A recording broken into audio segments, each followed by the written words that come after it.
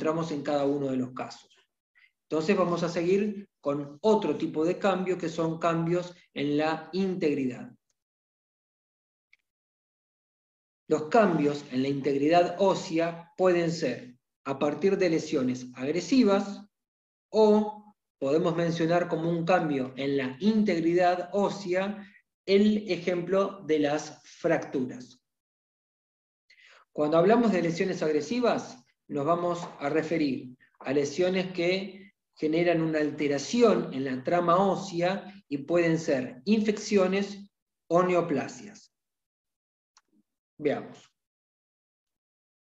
De nuevo, cuando encontramos una alteración en la trama ósea, como por ejemplo en este caso, a donde el hueso se vuelve irregular, donde esta alteración ósea está acompañada de una gran tumefacción de tejidos blandos, donde la anatomía está bastante perdida por lo irregular de sus superficies, bien, entonces hablamos de una lesión de carácter agresiva.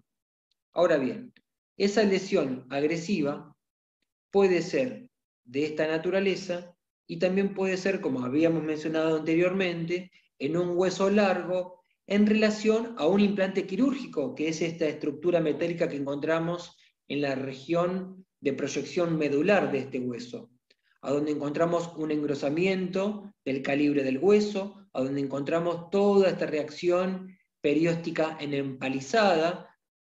Son espículas cortas, prolijas, en empalizadas, una bien pegadita a la otra. Entonces, tanto este como este caso nos da a pensar, sobre todo en esta relación al implante quirúrgico, que toda la reacción del hueso es producto de un proceso infeccioso, y por eso hablamos de infección ósea.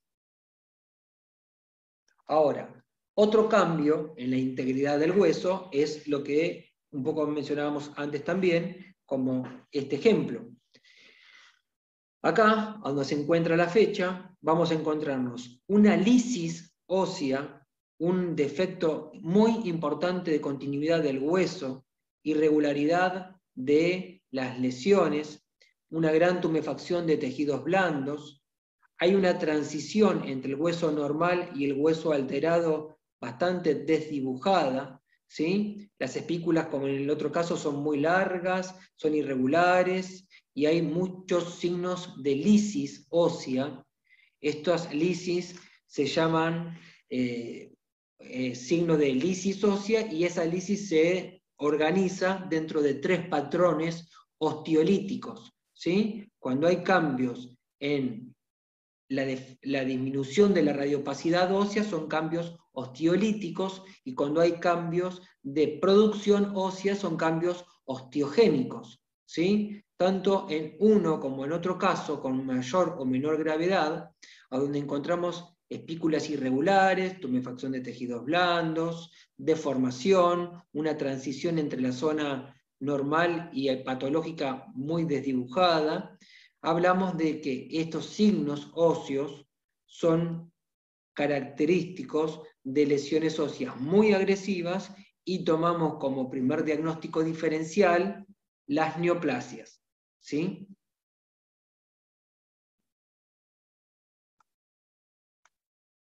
Bien. El otro cambio que vamos a mencionar entonces es el cambio de la solución de continuidad en un hueso, o sea, las fracturas.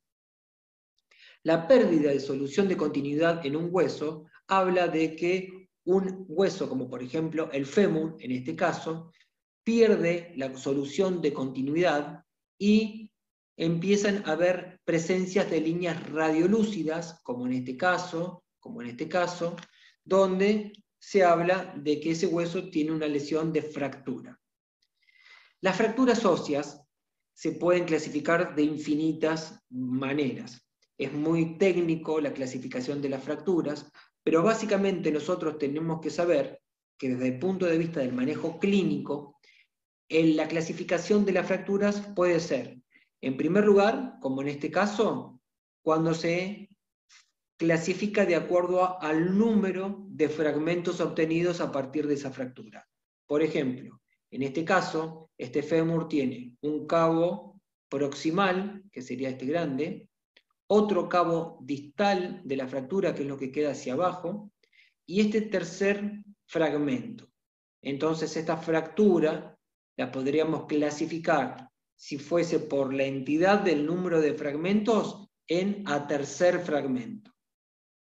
Si nosotros quisiéramos clasificar esta fractura de acuerdo a la línea de fractura, podemos clasificarla como oblicua, irregular, donde incluso el fragmento distal posee otra línea radiolúcida que es esta, que sería una fisura del fragmento distal. Las fracturas pueden ser oblicuas, transversas, transversas irregulares, oblicuas cortas, de acuerdo al dibujo que hace la línea de fractura. Otra clasificación es en el lugar en el que se encuentra ese hueso fracturado, y en el caso de la cadera, cuando compromete parte del pubis y parte del isquion, en esta región está comprometiendo el acetábulo de la cadera, entonces se menciona como fractura con compromiso articular. La clasificación de las fracturas son múltiples, son muchas, a veces muy técnicas, pero es importante conocer los aspectos básicos de una fractura para que el clínico o el traumatólogo pueda tomar desde la radiografía herramientas que le sirvan como para poder después hacer una corrección de esa fractura. Por ejemplo, en este caso se trata de una fractura conminuta. Conminuta significa que los fragmentos producidos por la fractura muchas veces no se pueden contabilizar, ¿sí? En este otro caso, en la pantalla de la izquierda, vamos a ver una fractura combinada. ¿Qué quiere decir? En el caso del cúbito, existe una fractura que por la línea de fractura es transversa y es completa. La fractura es completa cuando la línea de fractura compromete tanto la cortical craneal como caudal. En el caso del radio, y un poquito más en proximal, encontramos esta línea radiolúcida media desdibujada que habla de la presencia de una fisura o una fractura incompleta, donde está dañada esta cortical, pero no llega a la línea de fractura hasta la otra cortical. Entonces se habla de fisura. Entonces, cuando nosotros hablamos de fracturas completas o de fisuras, lo importante es añadir al clínico cómo han quedado esos fragmentos después del trauma que le generó la fractura. Decimos que los fragmentos, como por ejemplo en este cúbito, están alineados o desalineados, pueden estar desplazamiento de los cabos fracturarios o muchas veces cabalgados. Como por ejemplo en este caso. Además de ser múltiple la fractura, los fragmentos están cabalgados unos con otros. Esto genera un acortamiento del miembro y eso es la importancia que tiene la radiografía para después poder programar cuál es el mejor método de resolución de esta fractura.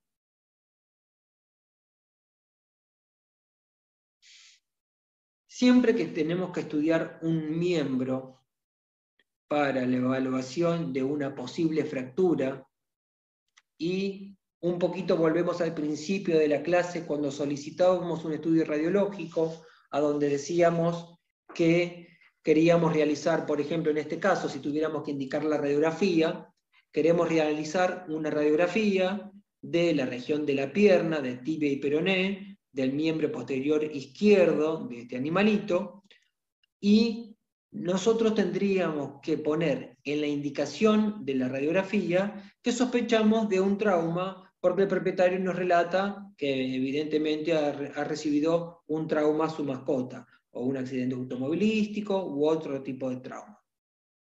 Entonces, cuando nosotros hablamos de esa instancia, pedimos la radiografía y aunque no se haga explícito en la orden radiográfica la mención de las incidencias, cuando hacemos la primera radiografía y nos encontramos con esta imagen, decimos, bueno, nos pidieron una radiografía, pero en realidad a este perrito por suerte no le pasó nada. Tuvo el trauma, pero no tuvo ningún tipo de lesión ósea. Pero después, siempre es importante completar el par radiográfico.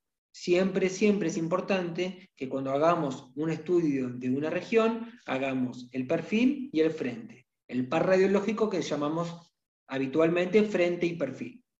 Cuando estudiamos el frente de esta región, nos vamos a encontrar con que sí, evidentemente, había la presencia de una gran línea radiolúcidas a nivel de la diáfisis media de la tibia, que generaba una fractura completa, ¿sí? Y en pico de flauta, o sea, con una línea de fractura radiolúcida muy oblicua.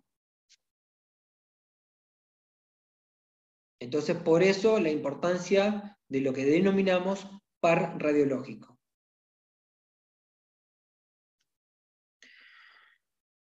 Otra clasificación de las fracturas es aquellas fracturas que están afectando por su lugar de presentación los núcleos de crecimiento, o sea, las fisis, las diferentes porciones de los núcleos de crecimiento. La clasificación de las fracturas que comprometen o el núcleo de crecimiento o que son intraarticulares llevan la denominación de Salter-Harris. Las fracturas de Salter-Harris se clasifican en 5, ¿sí? Son la número 1, 2, 3, 4 y 5. Fractura Salter-Harris 1 porque afecta a la fisis, la 2 a la fisis y a la metáfisis, la 3 a la epífisis, a la fisis y a la metáfisis, pero esta clasificación es bastante técnica. Lo importante es que cuando una línea de fractura compromete en la línea de crecimiento, el cartílago de crecimiento de un hueso largo, ya entra en la clasificación del Salter-Harris. En primer lugar, porque tenemos que saber que cuando una fractura compromete en un miembro la línea de crecimiento, el crecimiento óseo de ese hueso va a ser diferente a su contralateral. Entonces, un miembro corre el riesgo de quedar más corto que su contralateral. Entonces, la existencia de estas líneas de fracturas es importante mencionarla en la radiografía. Por ejemplo, en este codo nos vamos a encontrar, tanto en la incidencia de frente como de perfil, primero en una incidencia de perfil, a donde vemos que la anatomía radiológica está un poco desordenada, que la línea semilunar del radio con el olecranon del cúbito no es muy homogénea. Entonces, si presenta esta imagen de nuevo acá, entonces hacemos el frente y nos encontramos con una fractura a nivel de ambos cóndilos femorales, o sea, una fractura intercondilia, con la asimetría de uno y otro cóndilo. Las fracturas intercondilias de la epífisis distal del húmero son fracturas bastante complejas, porque ya están afectando la articulación del codo, que es una articulación compleja, y también porque están afectando las líneas de crecimiento. La fractura intercondilia de la epífisis distal del húmero corresponde a una fractura Salter-Harris tipo 4. ¿Sí? Las más habituales de presentación para Salter-Harris son las números 2 y 4. Bien, entonces, para resolver este tipo de fractura hay que tener presente que se afectó el cartílago de crecimiento. ¿Sí?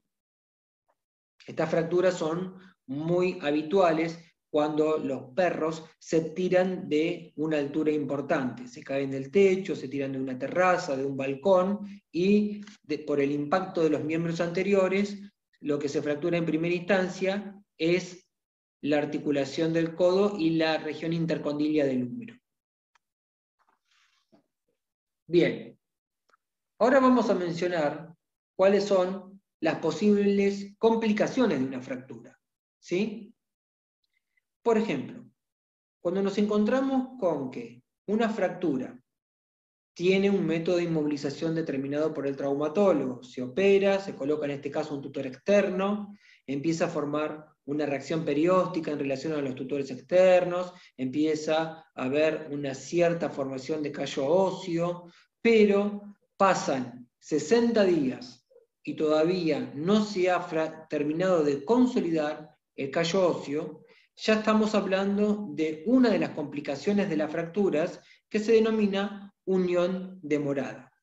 La unión demorada es cuando una fractura no ha cicatrizado en forma completa en el tiempo esperado. Y aproximadamente el tiempo para este tipo de intervenciones es de 60 días. Otro tipo de complicación en la fractura es una mala unión. La mala unión es cuando no son correlativos el fragmento proximal con el distal en un alineamiento normal. ¿Sí? Acá están desalineados los fragmentos fracturarios y entonces empiezan a soldar en una posición anómala.